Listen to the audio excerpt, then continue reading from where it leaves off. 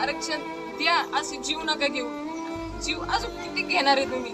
आमचा हक्क आहे तो, आम्ही हक्काच मागतोय, कोणाच्या हक्काचं नाही मागत. तिचा जीव आता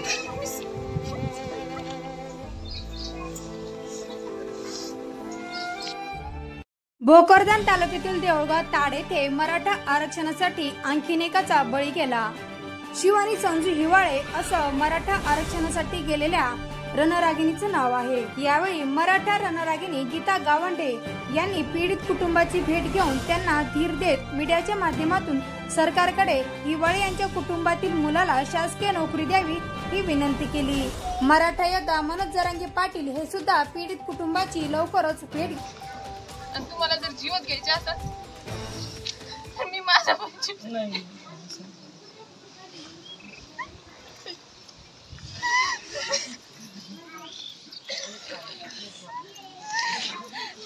त्यांच्या घरची परिस्थिती इतकी वाईट आहे, त्यामुळे आम्ही तिला आमच्याकडे शिकायला नेलं, आमच्याकडे शिकवलं. तिला सांगितलं मी आहे तुझ्यासोबत, काही टेन्शन नको घेऊ.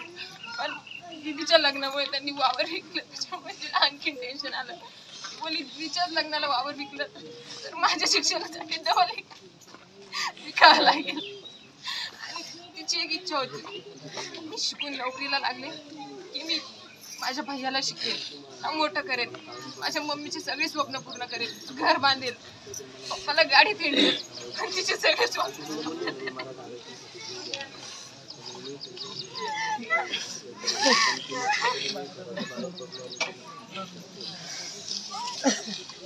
रात्रंदिवस दोघी जणी सोबत असल्यामुळं तिला अत्यंत म्हणजे दुःख झालेले. त्या गोष्टी दुःख म्हणजे तिला भरोसाच नाही बसत दादा, कारण की ती नेहमी म्हणायची सगळ्यांना आरक्षण आहे, आपल्यालाच का आरक्षण नाही. एवढ्या कमी वयामध्ये लहानपणापासून तिला आरक्षणाचं महत्त्व कळत होतं दादा.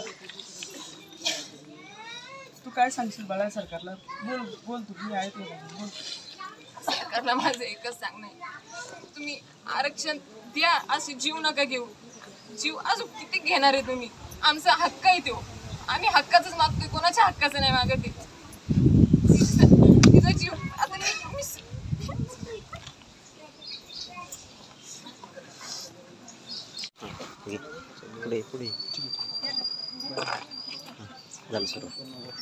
आज आपल्यासोबत बोलण्यासाठी मराठा रणरागिणी गीताताई गावंडे आज काय सांगतात की देऊळगाव ताड येथे शिवानी हिवाळे यांचा मराठा आरक्षणासाठी मृत्यू झालेला आहे. त्याच्यानंतर आपल्या सरकारला काय मागणी?